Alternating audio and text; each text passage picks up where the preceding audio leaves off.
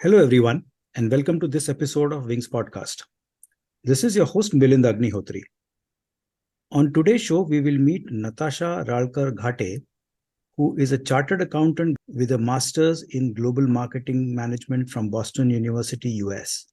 She currently works as a brand manager and business development executive in a startup marketing agency. For 25 years, I was first and foremost a daughter to the most wonderful parents who made me believe that I can achieve anything and everything I put my mind to. And now I am also a wife to an extraordinary man who has renewed my faith in kindness and stability, she says. And further adds, for now, I aim to create a simple life with my family, filled with pockets of happiness, warmth, and everlasting laughter. Welcome, Natasha, to this episode of Wings Podcast. Thank you so much. I'm so happy to be here. Natasha, we are having this conversation online over Zoom on a Friday evening, presumably after a long day and maybe a busy week. At least that has been the case for me. Just wanted to check on you right now. How was the day? How did the week go by? So as you said, after a very long week, I my work timings generally range from 10ish to 7. So, and I only work 5 days a week. That's a very fortunate, I would say, think about working in the place that I work. So yeah, it's been a very hectic week, but today's Friday. It's Friday evening, so I have 2 days to look forward to, and that's what makes everything else worth it, I would say. So, is it a TGIF moment for you right now? It is, but for a slightly different reason. It's morely a thank God it's this Friday because normally on Saturdays so the thing I look forward to on Friday evenings is not going out because my husband works 6 days a week. But Saturdays is a little special because every day we have some like help come home and cook our dabbas for us. But Saturday I like to cook for my husband myself. Yeah, looking forward to doing that since I already have to planned tomorrow's meal. So yeah, that's something I look forward to for every Saturday morning. So, I know you married Varad Ghate, who was one of our guests in, I think, season 2 of this podcast.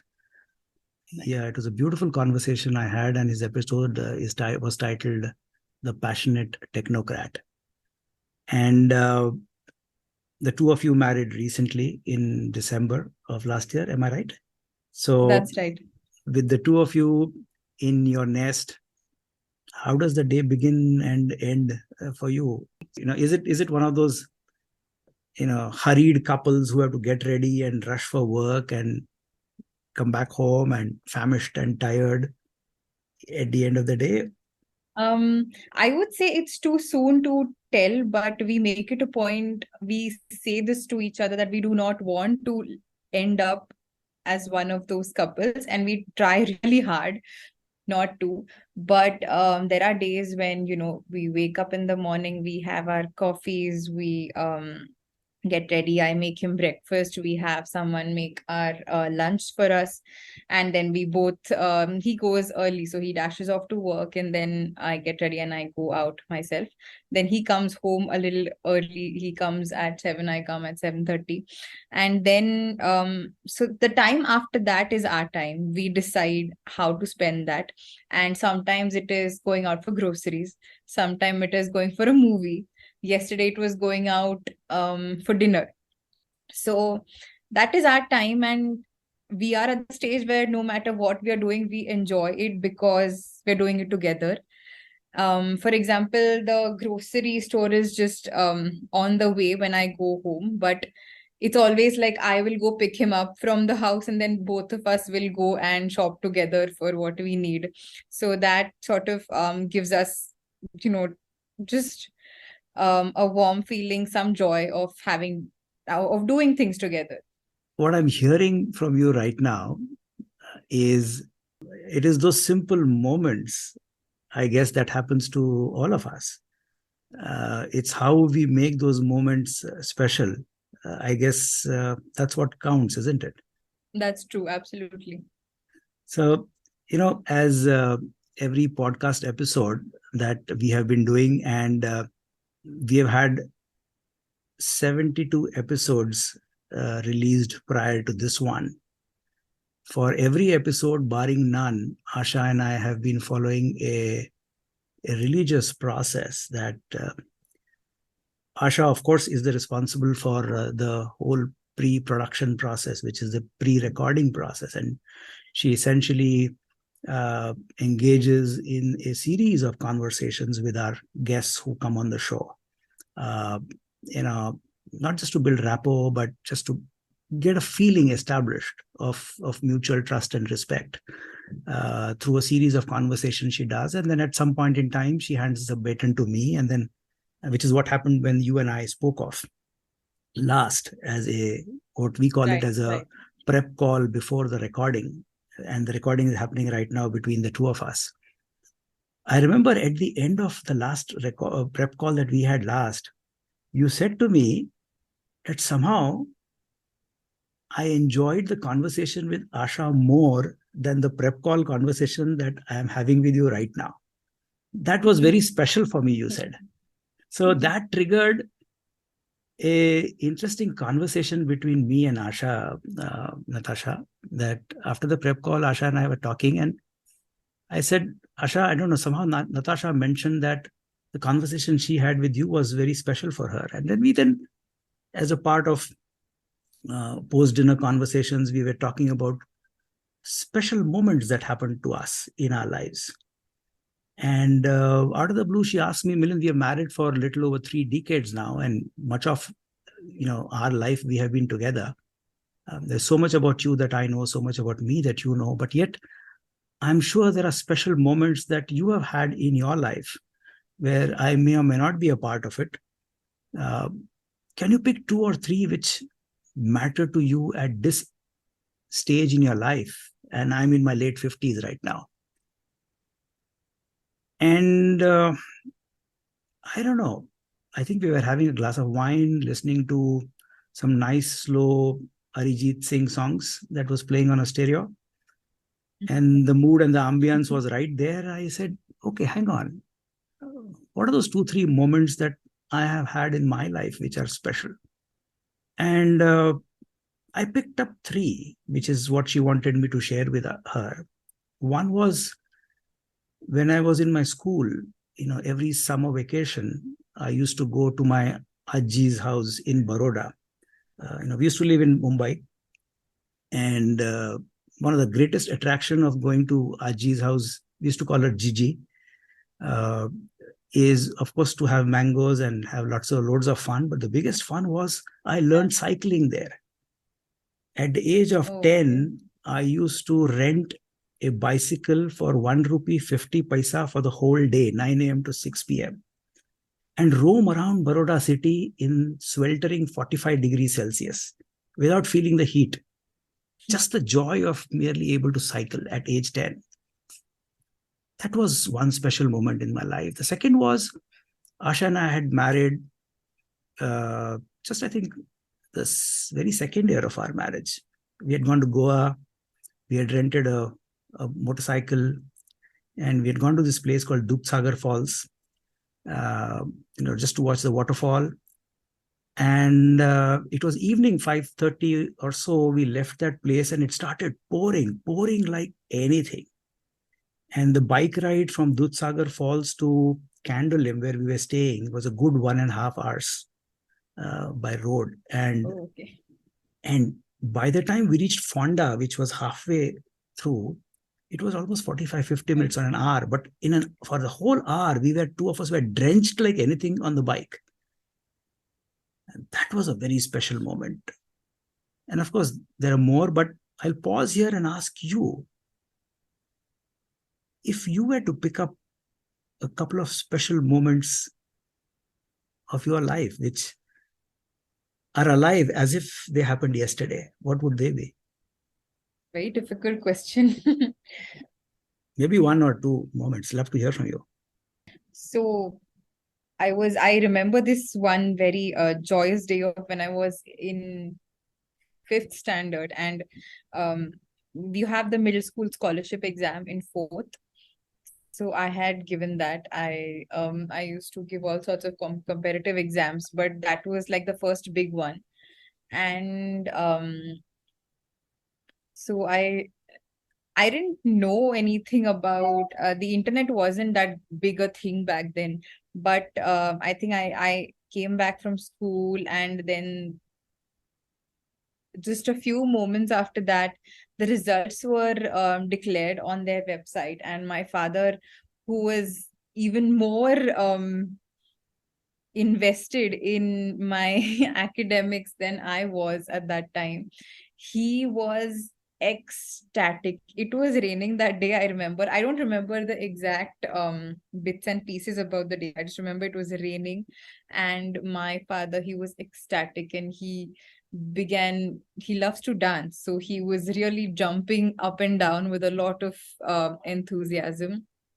And I was too young to sort of grasp the whole concept of, you being so happy for your child than for yourself.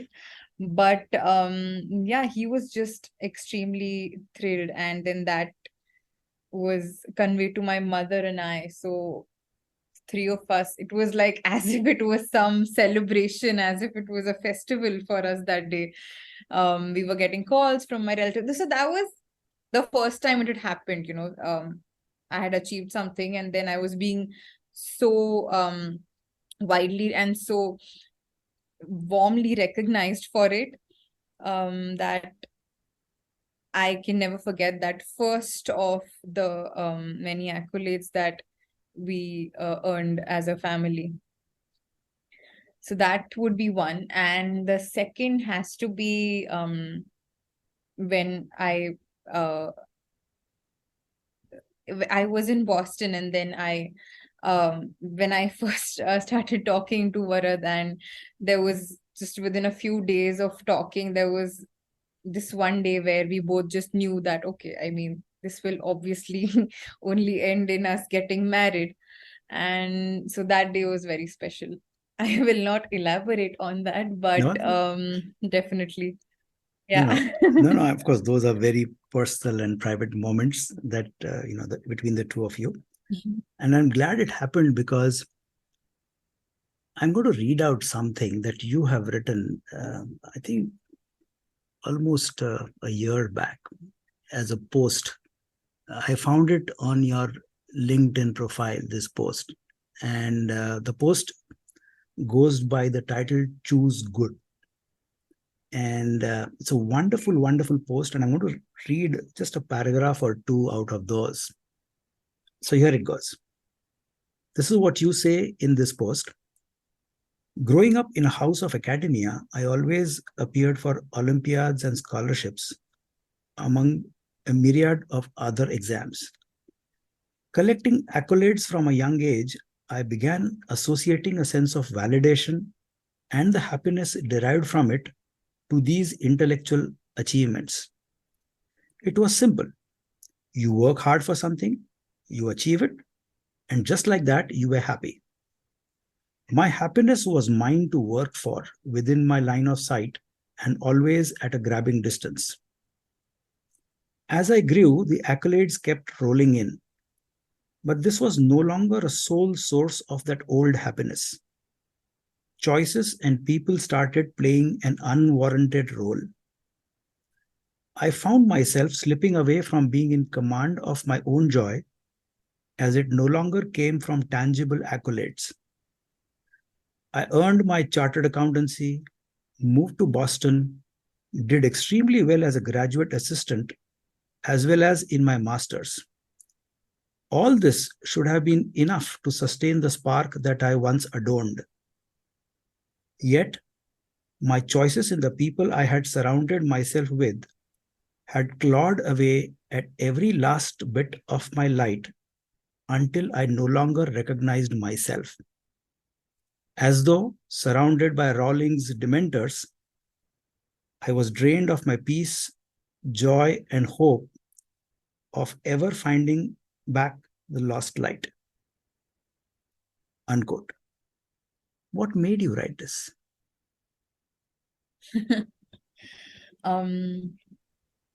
So if you've read the whole post and you obviously know that it was written after I met Bharat, what I realized was that at any point of time in life, you have this one focal point around which everything revolves. Everything might be going 100% right, maybe not. But if that anything, any person, any activity, your focal point, if things are working out with that, that will contribute to 90% of your happiness. At least that has been the case for me. In school, as you read out the words from my post, my focal point was getting good marks, collecting accolades, because that made my parents very happy. That made them very proud. And it really gave me a lot of recognition and regard from everyone around me. And that meant the world to me, that I was,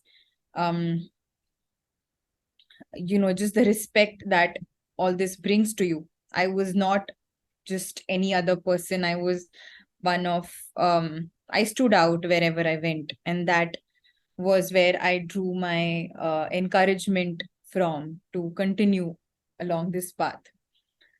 But this was in school. This was until 10th standard. Later on, I thought that would be enough to, pull me along and motivate me. But somewhere along the line, my focal point stopped being this, and then I struggled to find it.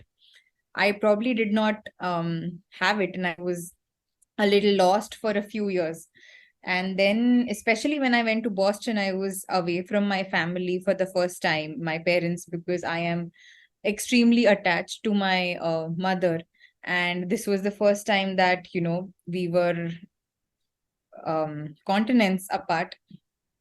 And even though everything else was going perfectly fine, I did not have my people around me. And I think that had a very big impact on um, my general, I would say, emotional well-being. And then, a few months later, when Varad entered my life, somehow everything just started. I wouldn't say, it sounds a little, I don't know what, but everything just started making sense. I could see a clearer picture. I could just feel myself being myself again, looking forward to the same old things that I looked forward to, and so finally found my focal point again. And that's when it took me back to how I used to be as a child. And also made sense of the few years in the middle that were not the best years. And for me, I just feel that if I am putting a certain picture of myself in front of people, if I am showing them my scholarship prizes, if I'm showing them anything, we put pictures on Instagram, the best looking ones with the best filters and whatnot. I have a tendency to never use filters on any of my Instagram pictures, and that percolates into my life as well, where I do not feel the need to only share the good parts of it. I feel that I don't owe it to anyone, but it is only fair to display the good parts if you're also willing to share the bad ones. It is completely a very personal choice. But for me, everything needs to be in balance. And I am someone who really, really fights to have justice in any small, tiny spaces that I can. And for me, I cannot take credit for something I haven't done. I cannot say I'm a happy person if something in my life is not going right. If I'm showing you this, then you also I would like you to see something that is not going well as well. And that is the reason probably that I penned down that, as you said, longish post where I wanted to introduce this new focal point to my limited audience. But for that, it was only fair if I had also shown them, my weakness or the adversity that I had been through. When I read your post for the first time, apart from what you have said there, one of the thoughts I was left with, Natasha, was here is a person who is ruthlessly honest with herself and willing to accept the what is, whether it is the good, the bad, the ugly. What are your thoughts on this notion of the struggle that we have, of the difficulty of accepting what is? And I'm sticking my neck out in asking this question because that's the sense I got after reading your post, that you seem to be comfortable in accepting the what is for you. So I am someone who tries to very much live in the present. I do constantly I am worried about what's going to happen next. I'm anxious about things that I cannot help or I don't know. Very anxious about the unknown. I must add this. But somehow I always arrive at a perception that it is what it is. And I don't feel any less because of what I am experiencing right now may not be, let's say, the happiest of feelings or the best of situations, but that's just 50%. When it is very true, and I've experienced this so much, so often, that you get everything in balance. And sure, it is completely a person's choice to put up a facade or to display the fancy aspect of one's life. But as I said, it's just not, it doesn't seem fair to me. I am very honest about my life at a certain point, and I don't feel like something bad should not be shared. I don't understand the point behind it. I might see the point, you say that let's not share good news early on. You have your own notions about that, but I just do not see the point. If I'm comfortable sharing certain positive aspect about my life, then I am equally comfortable focusing or sharing the negative one as well, because both have happened to me in a certain way. It's not like I'm assigning blame on anyone or um accusing myself of anything. It's just, it is what it is, and um I am comfortable with that, and I accept a situation. It might take some time, depending on what the situation is, but eventually you calm yourself. It's about perception again, how you see it. If you decide that, okay, you are going to get, let's say it's a difficult situation, if you decide you're going to get to the other side, then you just stay calm and do it. And I don't think it's a big secret. A very dear friend of ours, Asha, and mine, she's a wonderful, wonderful calligrapher. She wrote this beautiful poem in calligraphy, which somehow, as I was listening to you right now, I'm reminded of, and amongst my, what shall I say, my personal diaries, kind of, that we all keep. I have kept it aside, and nowadays this is all electronic, so you can easily access it. So what you've just said, that your comfort and acceptance about the person that you are, is reminding me of this little poem called The Man in the Mirror. If you allow me, I'll probably read out a few lines of that. I don't know whether you've heard this before, but No, I'd love to hear it. so here it goes. It's a long one, but I'll just read parts of it. If you look up on the internet, The Man in the Mirror poem, you'll get it. But here what it says is, when you get all you want and you struggle for self, and the world makes you a king for the day, then go to the mirror and look at yourself and see what the man has to say. For it isn't your mother, your father, or wife whose judgment upon you must pass, but the man whose verdict counts most in your life is the one staring back from the glass. He's the fellow to please, never mind all the rest, for he is with you right to the end, and you have passed your most difficult test if the man in the glass is your friend. So it looks Beautiful. like when Natasha stands in front of the mirror, the one looking back Is is a friend. a good old friend. So Natasha, let's come down from the esoteric world of the man in the mirror, in your case, the woman in the mirror who is your friend, to something very earthy, if I can use that word.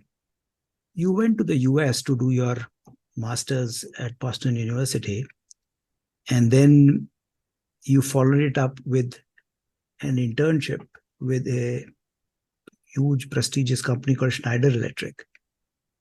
I'd love to hear from you that how and what did this independent woman called Natasha discover about herself and the world around her through her master's and the internship? So it's a funny story, actually. As you know, I'm a chartered accountant, and I had gone to pursue a master's in financial management to Boston, more so to experience living as a student abroad, to experience the education system abroad, which is vastly different than what we have here in our country. So the natural, progression was a master's in finance. But when I went there, it's even funnier that just 2 weeks into my course, I woke up one day at 8 in the morning and I just thought to myself, what am I doing? I did not enjoy the field that I was into that moment to an extent that I should further dwell in it. I don't think I'm going down the right path for myself. So I looked up courses in 10 minutes. I found something that appealed to me instantly. It was not forced upon me. It was not something that I was like, it was not running away from finance as much as it was running towards marketing. I found this great program, Master of Science in Global Marketing Management. I called up my parents. Poor thing, they woke up in the middle of the night. I was like, I am changing fields from finance to marketing. Can I do it? They were like, you've done chartered accountancy. We are done. You go ahead and do whatever you like. A quick thing about my parents here, they have always, since I was a little girl, given me the absolute freedom and independence to make my own decisions. They would always tell me what they thought was the better option, but it would never be enforced on me. I would be free to choose on my own. And further, if things went wrong, they would still be there. It would never be like, oh, we had told you so. It was more like, okay, maybe we made a wrong choice, but now we're here. We can solve this and move forward. So my father actually found this very interesting, but because it was a very practical application of what he had taught me, the concept of sunk cost. If you have given a number of resources, time, money, efforts in building something, and if you're not happy with it, don't waste any more of your time or resources. move on. Just because you've given that much time does not mean you have to build on it. Move on and do something that gives you joy, that makes you happy, and that's a much better use of your time. So everything put together, it worked out well. Luckily for me, it was not easy being 7,000 miles away from family and making this massive decision. 5 years of my life I had put into chartered accountancy. And you were good at it. So I am a numbers person. So I would, yeah. And one thing that when I chose marketing and started working, one thing that really made me happy was that I realized that my chartered accountancy had not gone waste, or it had not. I look back even now and I don't think I wasted 5 years of my life. They shaped a certain part of me in a way that right now help me take better decisions, be a better person at my job, even as a marketing professional. I bring a sort of analytical angle to the creative world of marketing that none of my colleagues have to offer. So that gives me a certain edge, which chartered accountancy gave me. And I am very grateful that I have a mix of both. Yeah, because that's often, a question that you took so much, you studied so much, you spent so many years, but I do not regret a single part of it. And coming back to Boston, so I changed my course. I was lagging behind 2 weeks from every student in the new course. So those 2 weeks were very difficult to sort of catch up. And again, being so far away from your support system does not help. But the program turned out to be extremely educational and beautiful in terms of I got to be the creative person. I got a lot of freedom to think a certain way, which I missed a lot in my CA curriculum. The sort of, again, the creative thinking part of it, the intuition that one can use in a creative field as marketing was something that I absolutely adored. And further, I went on to pursue an internship as a global marketing intern at Schneider Electric in Boston. And that was an absolutely amazing experience, not just because the office was on the 27th floor and they had free cappuccino, but because the work culture there is so different from what I had experienced. We have this notion here that the employee owes something to the employer, including their personal time. And it is very difficult for an employee to sometimes feel valued um, in a in an adverse work environment. But my experience at Schneider sort of changed that perception for me, because a person does not need to prove their worth to anyone, let alone an employer. They are worthy just by virtue of being a human being. And because a certain person is your boss or an employer, that does not make you any less in anybody's perception than you actually are. I was just an intern over there, but the amount of respect that I got, the amount of respect, how my personal time, the way requests were made was like, can you please do this for me? Do you have the time to do this for me? Was something my senior would say to me, my manager would say to me. And that sort of really helps boost your confidence. That really helps you see your value. That simple appreciation, when you do something good, when you contribute, those things are very motivating to not just an intern, but no matter where you are up the ladder. These small things make a big difference. So the work culture was very good there, and it gave me a new perception about how one should be even when they're an employee. And that was that. It was a good long internship, about almost, I think, 8 to 9 months, but then I had to leave because I was coming back to India for good. Natasha, as a student of marketing anywhere in the world, one of the Bible one has to read is Marketing Management by Philip Kotler.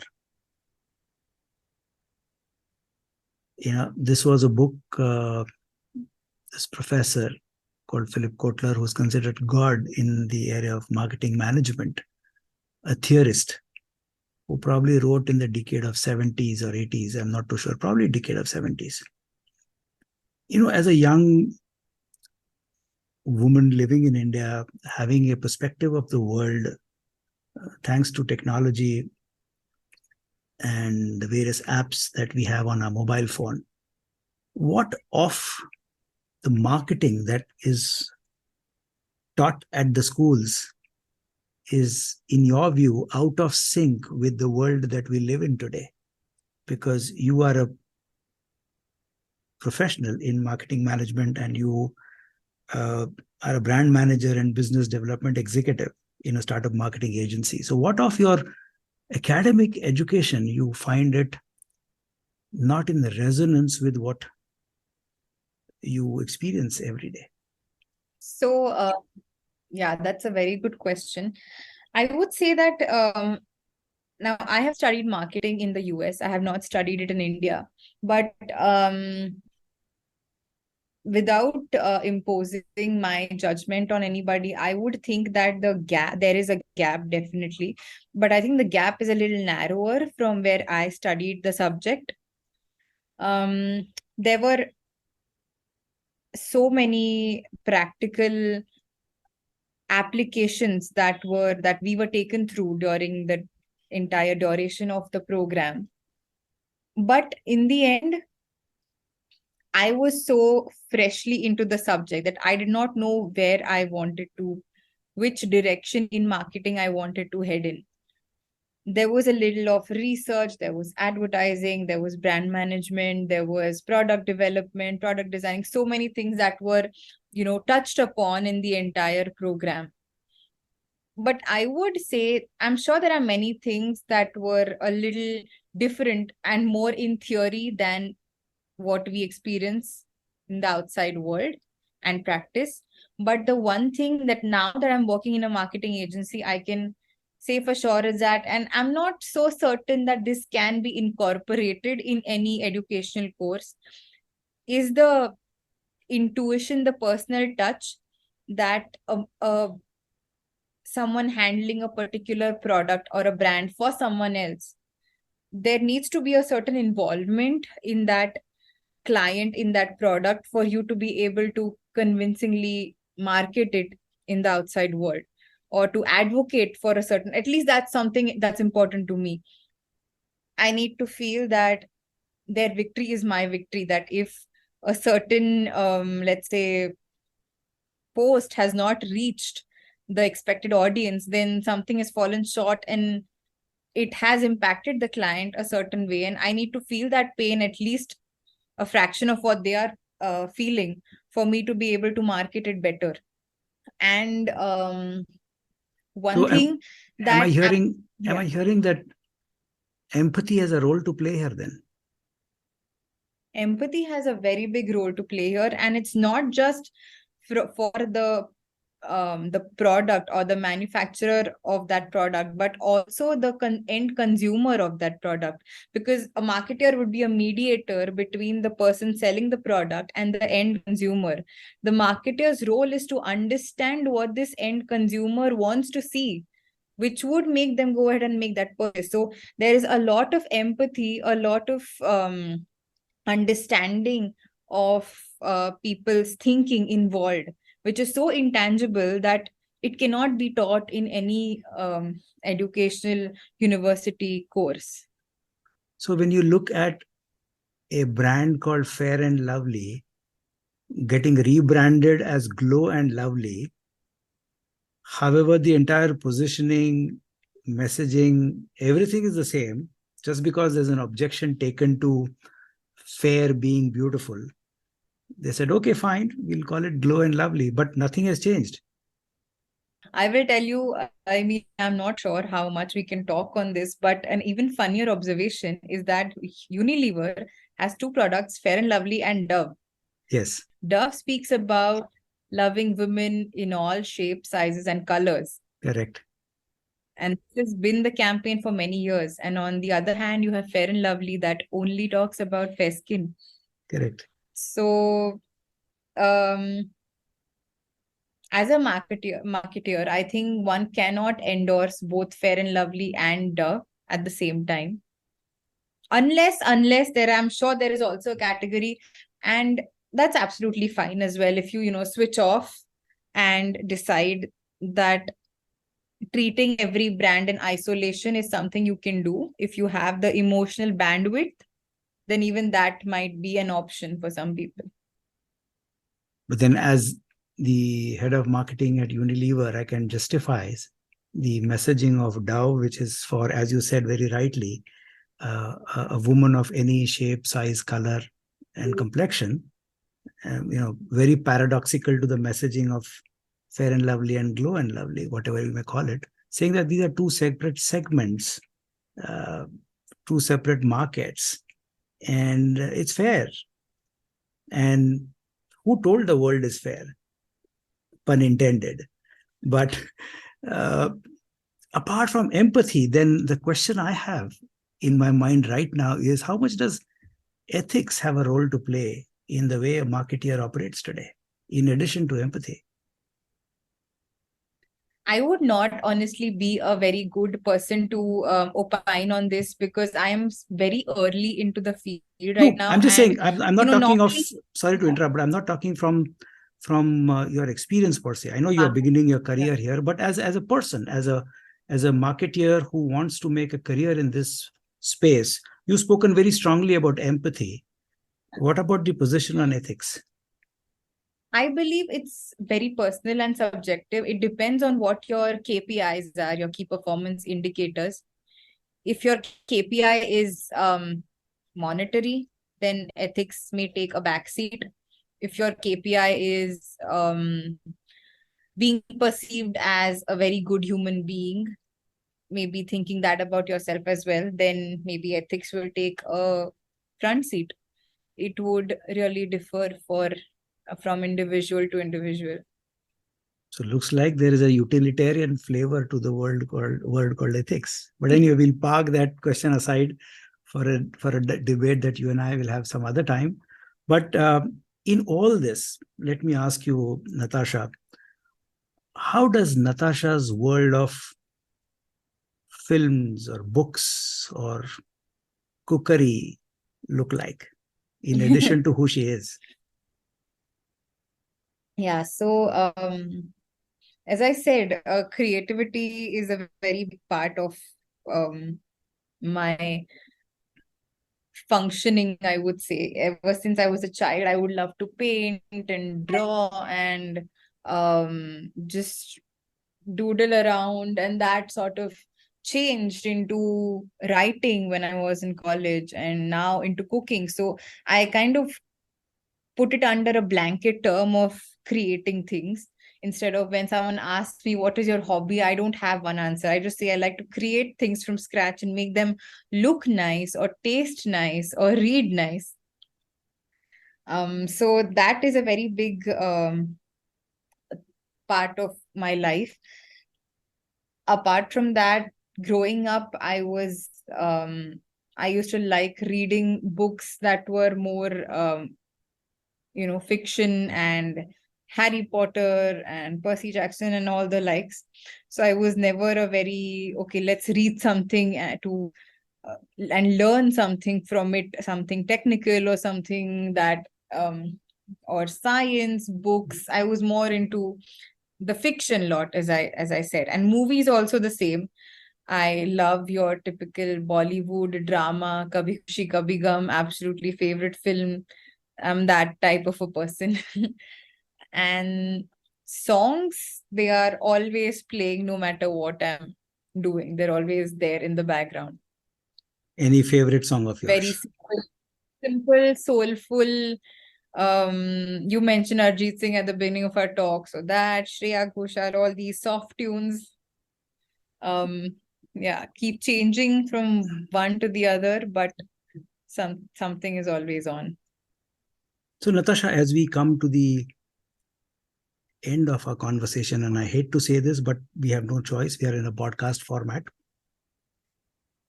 Let me ask you at this stage, over the years, what of Natasha has changed and what has remained the same?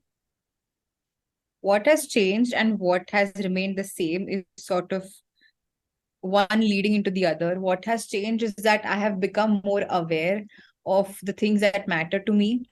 I always thought I would I was someone who was more inclined towards, let's say, a Western culture, or the affluence that comes by leading a good lifestyle, earning good money and then spending it on expensive things, or just leading a very fancy, stylish life. So this was a very young, naive version of me. So what has changed is that I have become more aware that that is not what gives me joy or drives me. And what has remained same is the thing that has always given me happiness and just a warm feeling all around. And that has been the people that I'm surrounded with. Primarily was my parents. Now it's our family, my husband, and just all six of us. And also just everyone around me. And because I understood this when I was in Boston, and that was the main reasons for me to come back as soon as I finished my course. I don't want to miss out on anything. For me, the KPI that we were talking about a few minutes ago would be spending moments with the people in my family. I see my relatives, my sisters, my cousins, living abroad, missing out on everything, every occasion, every adversity, everything. And for every birthday, they might say that we couldn't celebrate with our family this year. But for me, for everyone, this is life, and there is no tomorrow from this life. So I want to have it all today. And for that, if I have to make a move from the US to India and leave all the good things that I had back there and start afresh, start with something as small as I currently have, then so be it. Natasha, they say time is measured in minutes, whereas life is measured in moments. All I can say and wish for you is, may you have many, many moments of simple life with your family, filled with pockets of happiness, warmth, and everlasting laughter, as I read about you in your introduction. This has been such a wonderful, what shall I say, a meandering kind of a conversation which kind of went in many directions. I enjoyed every moment of this. How has this been for you? This has been absolutely lovely, very candid, and just we went with the flow, and I am very glad that we did. It has been very nice talking to you, and thank you very much for having me here. Pleasure and joy is equally ours, Natasha. So thank you very much once again. Wish you good luck. Thank you. Take care and stay safe. Thank you for your time today, my dear listeners. This is your host, Milind Agnihotri, signing off.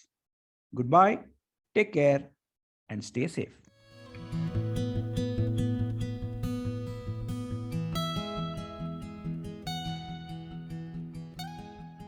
This podcast is for general information purposes only and should not be considered as a piece of any professional advice. Views and opinions expressed in this podcast are those of its guest. Creators of this podcast expressly disclaim any and all liability or responsibility for any direct or indirect, consequential or other damages arising out of any individual's use of this podcast. For feedback and suggestions, please write to wingsindia75@gmail.com. Thank you.